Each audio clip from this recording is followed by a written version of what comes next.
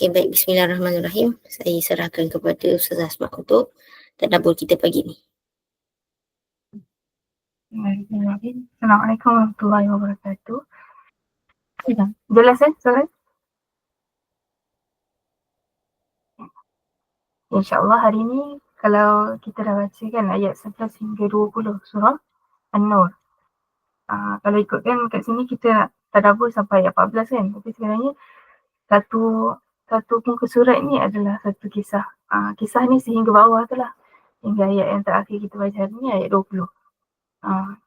Cuma mungkin kita tak adalah detail sampai ayat 20 tu kan.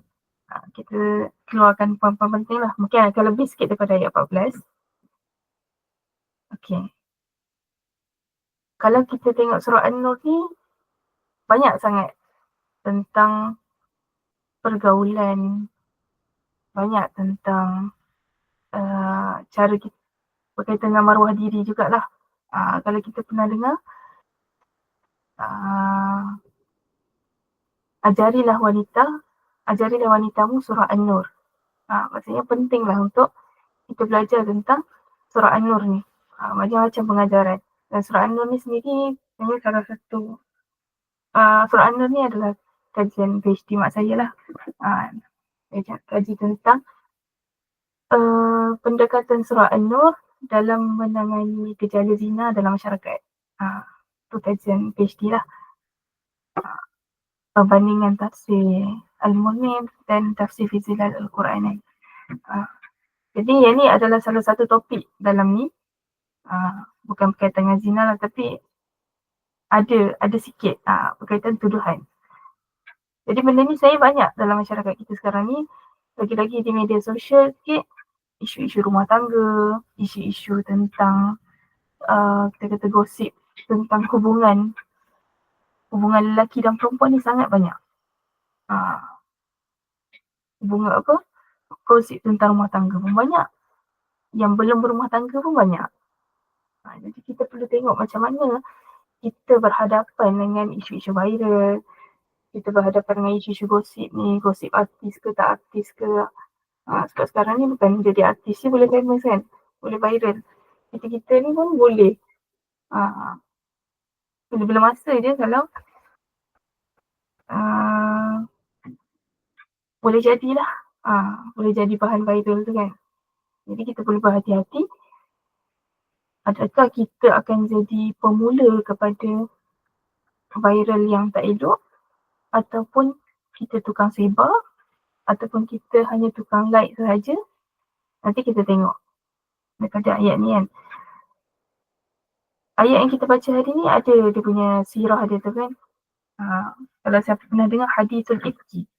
Hadithul Ifki ni cerita tentang tuduhan jahat yang dilakukan terhadap Ummul Mukminin Aisyah radhiyallahu anha. Peristiwa ni berlaku pada tahun ke-6 Hijrah. Waktu tu baru tamat peperangan Bani Mustalik kan. Nabi biasanya perang akan bawa salah satu isteri baginda. Dan waktu tu bila diundi, Aisyah lah yang akan ikut Nabi kan. Jadi balik daripada peperangan tu, Aisyah ni dia duduk dalam, biasa ada kenderaan kan, dalam unta tu ada panggil apa, tandu kan, orang kata tandu kan, saya istilah dia. Kalau kita tengok cerita-cerita yang historical ke apa kan, dia ada kalau orang-orang bangsawan kan, kalau perempuan dia duduk dalam tandu tu kan, pasal ada orang bawa. Jadi Aisyah duduk dalam tu. Lepas tu dalam perjalanan tu dia nak buang hajat kan. Nak buang hajat tu, turun lah pergi ke tempat tu. Lepas tu bila dah buang hajat tu, kembali semula ke unta tu, Aisyah perasan dia punya rantai hilang. Jadi bila perasan rantai hilang ni, Aisyah pun nak cari balik kan. Pun pergi semula ke tempat qada hajat tadi kan. Lepas tu bila dia pergi semula ni, sahabat yang bawa unta tadi tu, kenderaan yang ada tanda tadi, dia ingatkan Aisyah dah balik dah masuk dah. Dia tak perasan lah sebab Aisyah ni kira kata kecil lah. Akhirnya dia ada ke tak ada dalam tu tak perasan. Jadi sahabat pun dah pergi meninggalkan tempat tu. Jadi bila Aisyah dah datang balik tempat tu, dia tengok sahabat-sahabat tu dah tak ada. Bila tak ada ni, Aisyah pun stay je lah duduk kat situ. Dia tak lari tempat lain sebab dia rasa macam nanti kalau sahabat-sahabat tu dah perasan, senang patah balik jumpa kat tempat yang sama lah. Jadi bila duduk kat situ,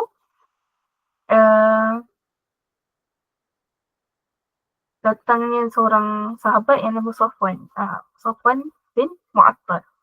Safwan bin Mu'attal ni tugasannya adalah menjejak, maksudnya memerhatikan kalau ada barang-barang yang tercicir. Biasanya kalau ada rombongan tu kan, mesti ada orang yang akan berada di belakang lah, ataupun yang akan check kan. Kalau kita pun biasa kan, kalau ada rombongan ke apa, kita akan check ada apa-apa yang tinggal ke last kan. Jadi Safwan ni tugasnya begitu. Jadi bila Safwan ni tengok ni, dia ternampak Aisyah tengah duduk kan, menunggu ni. Jadi Safwan ni yang bawa Aisyah naik unta dia dan balik ke Madinah. Jadi bila sampai je dekat Madinah ni, kalau ikutkan dalam perjalanan tu tak cakap apa-apa pun. Maksudnya tak berlaku apa-apa lah sebenarnya. Tapi bila ada orang munafik di sini, dia sebenarnya cerita dia bermula, apa yang mula sebarkan tu Abdullah bin Ubay. Lepas tu dia spark sikit je. Dia mulakan sikit je. Contohnya dia mulakan benda-benda yang macam membuat, dia kata provoke lah. Dia mulakan provokasi tu. Dia tak kata pun Aisyah dengan Safwan ni berzina. Tak, kalau kita perasan lah, kalau orang yang mula-mula sebarkan berita ni, kadang-kadang dia tak direct pun. Dia kata, kalau lelaki dan perempuan jalan berdua tu, tandanya apa? Dia bagi hint macam tu je. Contoh kalau kita nampak lelaki dengan perempuan yang keluar dari rumah tu kosong. Tak kalah, tak buat apa-apa. Contoh macam tu kan. Kita tak kata dia berzina pun. Tapi dia mula macam tu. Lepas tu orang yang terprovok ni, pendengar yang kedua, yang ketiga, keempat, kelima ni, dia terus faham, oh, diorang dua ni berzina. Diorang dah buat sesuatu perkara yang diharamkan. Benda tu real lah kan. Hatta zaman sekarang macam tu juga. Kadang-kadang kita tengok orang yang share tu bahasa-bahasanya lagi dahsyat daripada orang yang pertama mulakan cerita tu. Satu kat sini dia kata, sesungguhnya orang yang membawa berita yang amat dusta itu ialah segolongan dari kalangan kamu. Yang menyebarkan berita palsu ni, yang menyebarkan fitnah ni, boleh jadi saya di kalangan orang-orang beriman juga. Dan memang pun berlaku waktu tu, memang cerita yang tuduhan-tuduhan yang lebih jahat tu sebenarnya diucapkan oleh orang-orang beriman waktu tu. Dan kemudian Allah kata, janganlah kamu menyangka berita yang dusta itu buruk bagi kamu. Maksudnya kalau kita ditimpa berita viral macam tu kan, kita yang ditimpa orang buat cerita pasal kita kan, kat sini Allah sebut boleh jadi ia baik bagi kamu. Sebab dalam ni kesudahan daripada cerita ni, Allah mengangkat lagi kemuliaan Aisyah tu. Dan Allah menzahirkan sikap bagaimana orang-orang munafik. Inilah apabila berhadapan dengan kita kan, kalau selama ni mungkinlah orang munafik ni macam diam-diam je kan, tapi bila jadi macam ni kita tahulah siapa orang yang baik, siapa orang yang tak baik kan. Siapa orang yang terpengaruh, siapa yang mudah terpengaruh, siapa yang suka mulakan cerita. Dan tiap-tiap seorang di antara mereka akan beroleh hukuman sepadan dengan kesalahan yang dilakukan. Maksudnya setiap dalam kisah viral ni, dalam kisah dusta ni, dia ada pelbagai peringkat. Maksudnya ada orang yang mula, ada orang yang menyebar, ada orang yang berkata begini, ada orang yang berkata begitu. Tiap tu adalah salah, dan setiap kesalahan tu hukumannya boleh jadi berbeza. Tingkatannya mungkin berbeza. Ada orang dia hanya like, ada orang dia share tanpa caption, ada orang dia share dengan caption yang baik, ada orang dia share dengan caption yang buruk, yang menghantam, yang macam kita belajar 2 hari lepas kan, kita sebut tentang karomah insaniah tu kan. Kadang ada komen-komen yang sampai menjatuhkan maruah orang lain dan menjatuhkan maruah orang yang komen tu sendiri kan. Netizen tu sendiri. Mana dan orang yang mengambil bahagian besar dalam menyiarkan ni, maksudnya pemula lah. Di antara mereka akan beroleh seksa yang besar.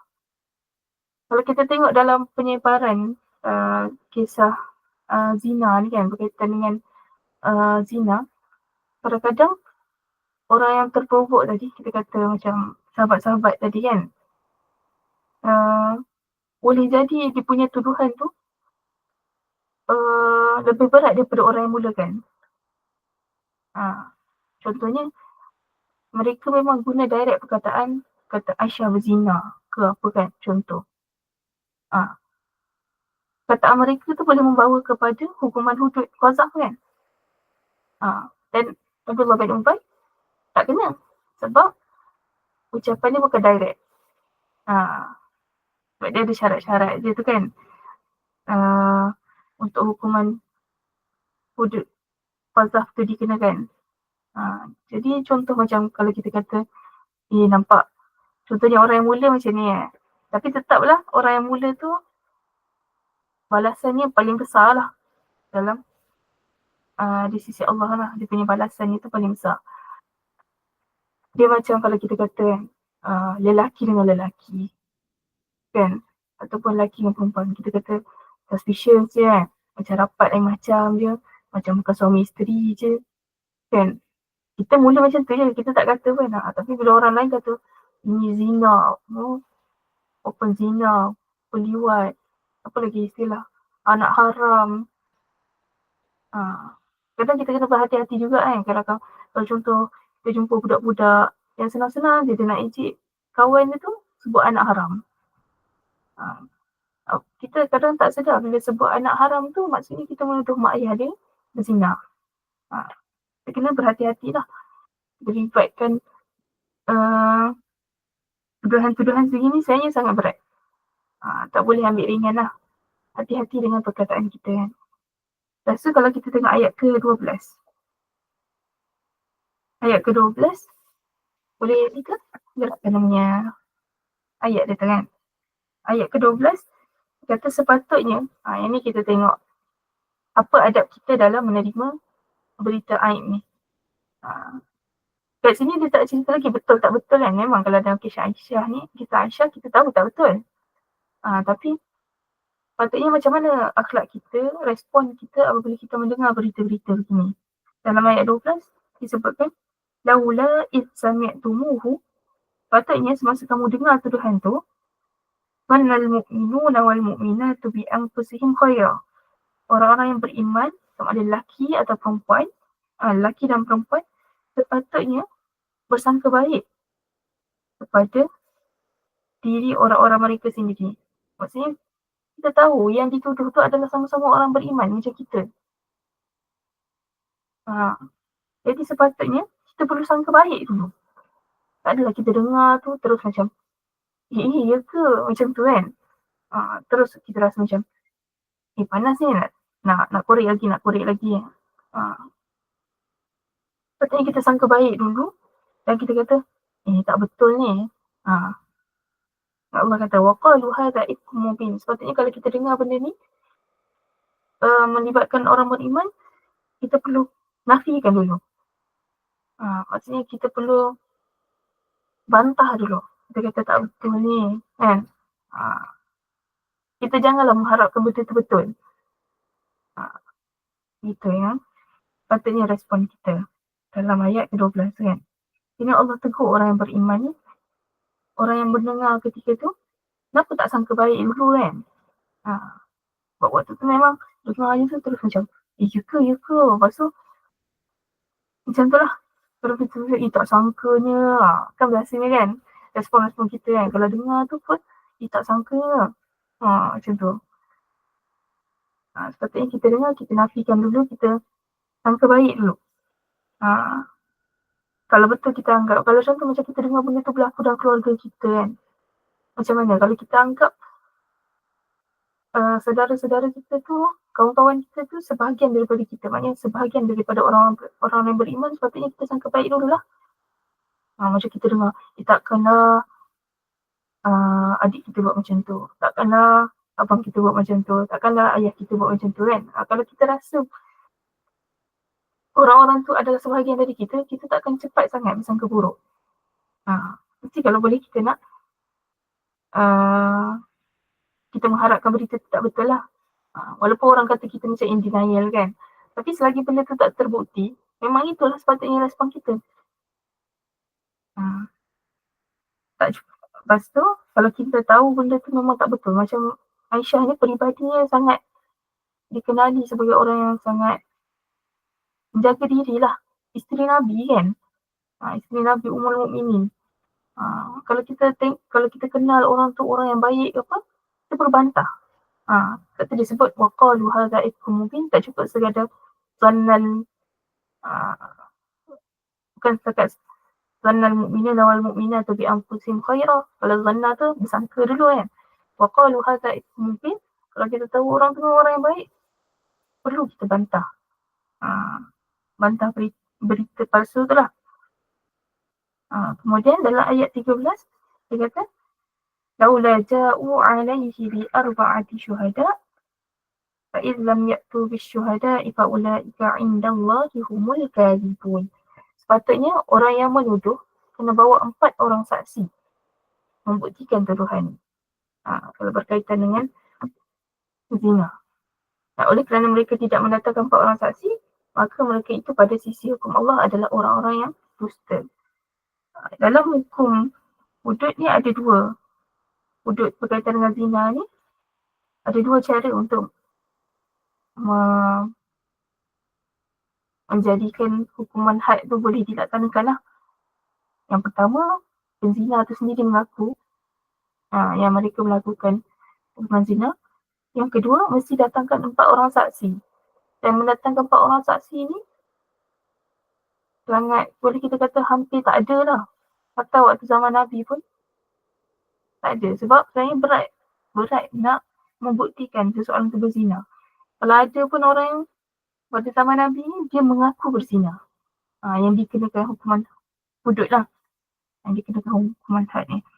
Kalau tak cukup 4 saksi, walaupun contohlah saksi yang ada 2 orang ke kan. 2 dia ni, dia cakap benda betul, dia memang nampak. Tapi bila tak cukup 4 ni, tak cukup 4 orang, dalam hukuman had ni dikira sebagai pendusta. Maksudnya 2 orang tu akan dikenakan hukuman qazaf. Qazaf ni sebatan lah dengan hukuman dia. Nak menunjukkan ayat ni Allah sangat melarang pendustaan tu. Jadi berapa ramai kan kalau kita tengok di kalangan kita senang-senang je kan kat komen tu beribu-ribu. Kadang-kadang kita macam kalau ikut hukum Islam ni dah, kalau ikutkan ramai ni yang kena hukuman ni kan. Hukuman menuduh orang berzina. Dan sangat menakutkan lah kalau kita baca kan hukuman orang tu. Lepas tu dalam ayat 14, walaula fadlullahi alaikum wa rahmatuhu fid dunya wal akhirah tamassakum fima aqadtum fihi adabun azim. Dan kalaulah tidak kerana adanya limpah kurnia Allah dan rahmatnya kepada kamu di dunia dan di akhirat, tentulah kamu dikenakan azab seksa yang besar disebabkan kamu turut campur dalam berita palsu itu. Maksudnya kita bagaimana sikap kita tu sebenarnya dalam ayat 15 paling banyak. Macam mana kita dikatakan turut campur dalam berita palsu. Dalam ayat 15 ni ada 4 perkara. 4 perkara. Pertama sekali, istalaqawnahu bi'alsinatikum ketika semasa kamu bertanya atau menceritakan berita dusta itu dengan lidah kamu, maksudnya kita terima. Masa kita terima berita tu, sepatutnya kita tak perlu terikut-ikut, tak perlu dengar. First sekali jangan terima. Kalau kita nampak ada tajuk tu, jangan klik. Jangan, maksudnya tahanlah diri kita daripada terpengaruh dengan apa kita panggil clickbait tu kan. Kita nampak je gosip artisnya terus kita rasa nak tekan. Kita tahan diri kita daripada tekan. Ambil tahu tentang cerita-cerita ni lah. Berkaitan dengan gosip yang berkaitan dengan hubungan ni lah yang penting ni kan. Hubungan rumah tangga ke apa kan. Elakkan diri kita daripada tekan berita-berita tu. Jangan terikut-ikut, tak perlu dengar, tak perlu like, tak perlu share. Ini bila first kita terima. Yang kedua, bila sebut wataquluna bi afwahikum ma laysa lakum bihi ilm, dan memperkatakan dengan mulut kamu. Tadi kan kita kata terima. Terima pun tak boleh, elakkan daripada kita membaca berita macam tu. Dan yang kedua, jangan cakap pasal benda tu. Jangan cerita. Walaupun kita tak tuduh. Jangan cerita. Sebab ada hadis yang kata, cukuplah seseorang dikira berdusta ketika dia menyampaikan semua yang dia dengar. Asal kita dengar je kita nak cerita. Ayat dia, kafa bil mar'i kadhiban an yuhadditha bi kulli ma sami'a. Dan kita tak nak lah macam tu kan. Dia kata, aku cerita je. Tak tahu betul tak betul. Kan biasa kan kita dengar. Kata, aku cerita apa yang aku dengar je. Betul tak betul tu carilah sendiri. Kita suruh orang lain pula verify apa yang dia cerita. Yang ketiga, tadilah apa? Wataquluna bi afwahikum ma laysa lakum bihi ilm. Jangan cerita tu satu. Lepas tu, jangan berbicara tanpa ilmu. Jangan cerita tanpa ilmu pula. Kata tadi, cerita dah salah. Cerita tanpa ilmu tu lagi-lagi lah salah. Dan keempat, watahsabunahu hayyina wa huwa 'indallahi 'azim. Kita pandang ringan. Ini kesalahan kita yang keempat adalah kita memandang ringan. Kita kamu menyangkanya perkara kecil, padahal ia pada sisi hukum Allah adalah perkara yang besar dosa ni. Kalau kita rasa macam aku buat ni je, aku like je, aku baca je, aku minat ambil tahu je, aku tak share pun. Kadang kita mungkinlah, kalangan kita mungkinlah tak sampai tahap share kan. Tapi mungkin ada topik-topik yang buatkan kita rasa macam kita ambil tahu lagi, kita siap search lagi. Apa cerita orang ni dengan orang ni kan. Lagi kita perempuan kan, kita suka dengar je cerita pasal orang lain tu. Kadang daripada mengantuk tu terus segar kan. Jadi kita perlu berhati-hati lah. Sebenarnya gosip ni tak kira lelaki ke perempuan kan. Kadang-kadang lelaki lagi dahsyat. Tapi itulah, kita ni suka bercakap tentang orang lain. Dan sebenarnya bila kita suka bercakap tentang orang lain ni, sebenarnya kita ada satu perasaan yang kita lebih baik daripada dia. Itu sangat bahayalah perasaan tu. Dan dalam ayat ke-16 pun kata, walaula id sami'tumuhu qultum ma yakunu lana an natakallama bihadza subhanaka hadza buhtanan 'azim. Kata sepatutnya masa kamu dengar, kamu segera kata tak layak bagi kami kata tentang hal ni. Itulah sepatutnya. Kalau kita dengar berita, kalau contoh apa komen, kan biasanya kalau kita bercakap kat depan ke apa, kalau orang yang bertanya sekatan, apa pendapat Ustazah, apa pendapat Puan, apa pendapat kamu tentang cerita ni kan, gosip ni pelan-pelan kan. Sepatutnya apa yang kita perlu kata, aku tak layak cakap pasal benda ni. Kita tak tahu apa yang jadi sebenarnya.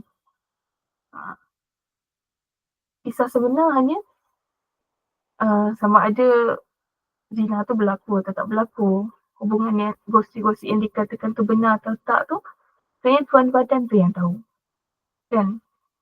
Kadang apa yang saksi nampak tu bukan itu yang keseluruhannya lah.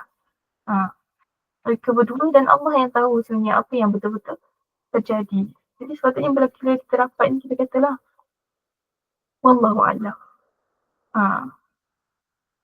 Wallahu a'lam tu itulah yang lebih dekat ni. Bukan kita lah yang layak untuk cakap pasal benda ni. Kita tak layak. Lagi-lagi bukan kita yang terlibat dengan siasatan. Bukan kita yang terlibat menjatuhkan hukuman. Sepatutnya bukan kita lah yang cakap. Sebab tu berhati-hatilah dengan apa yang kita nak komen, kita nak share. Sebab tiap satu yang kita buat tu, atau like kita pun terhadap berita-berita tu akan dihisap nanti kan. Akan dihitung setiap satunya. Jadi Allah pesan dalam ayat 17, Allah kata, Ya'idukumullahu an ta'udu limithlihi abadan in kuntum mu'minin.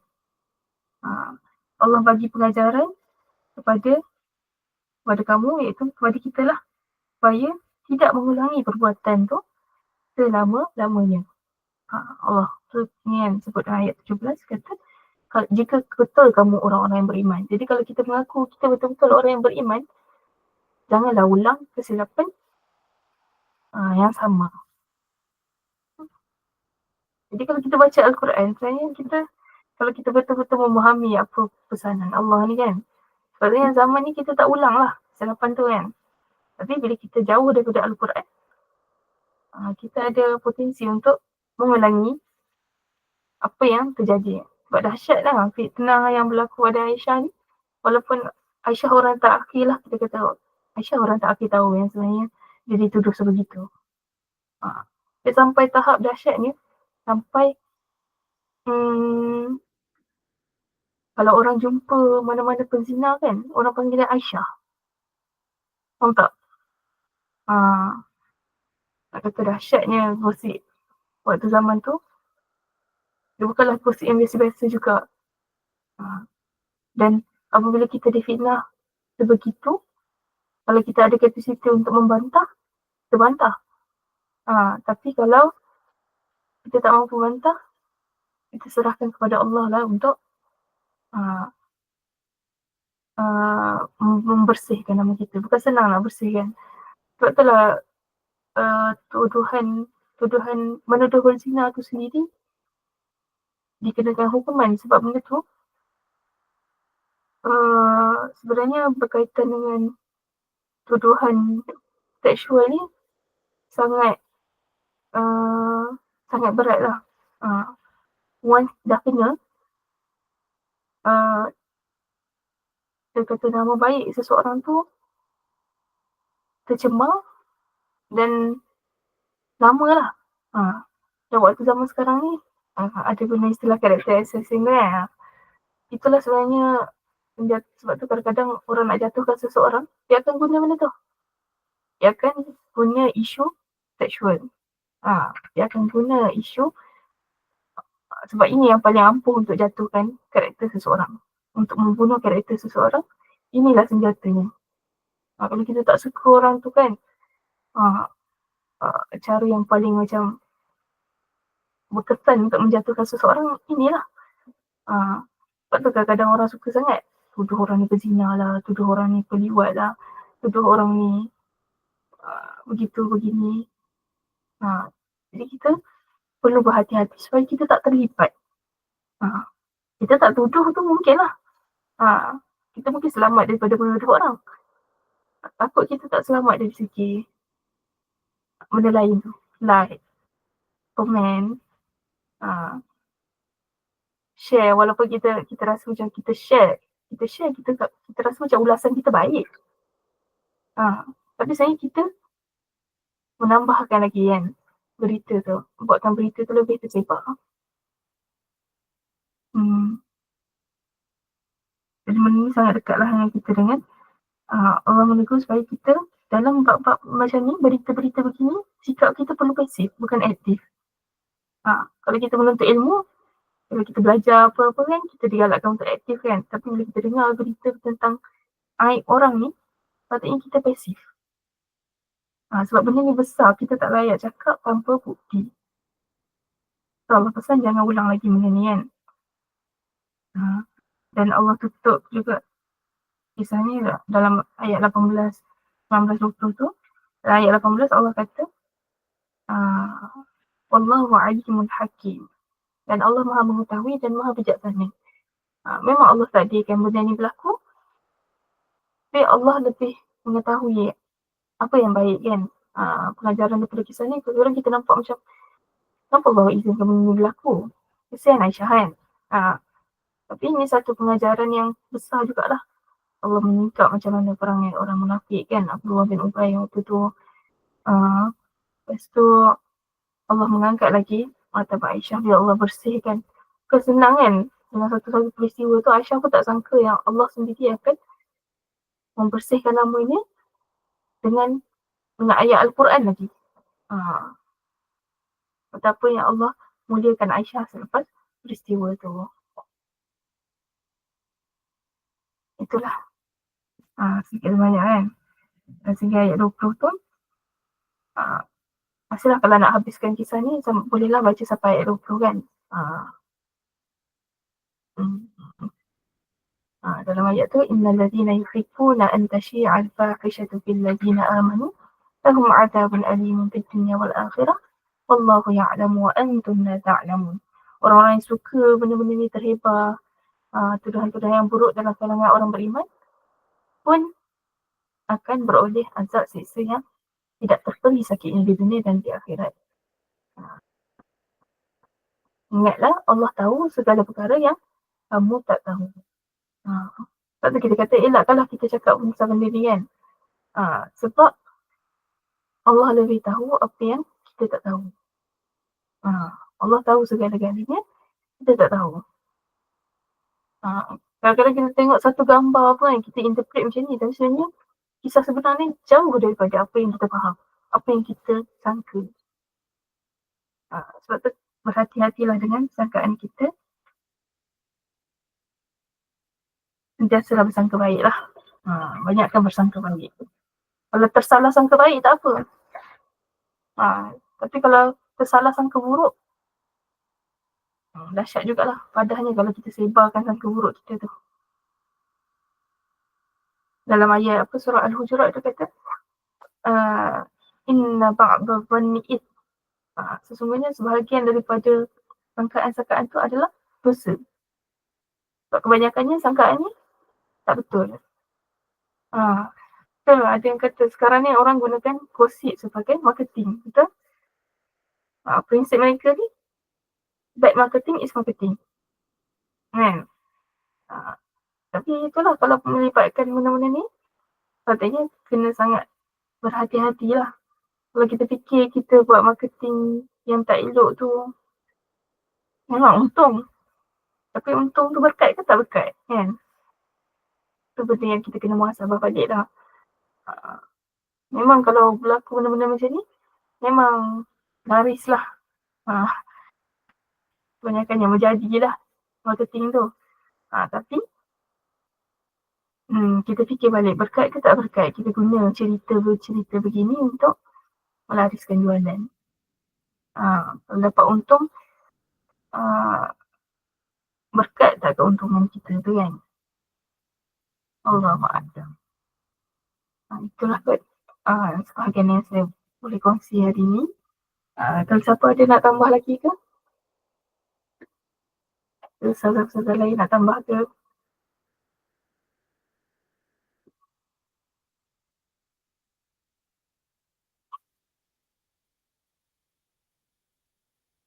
Ada?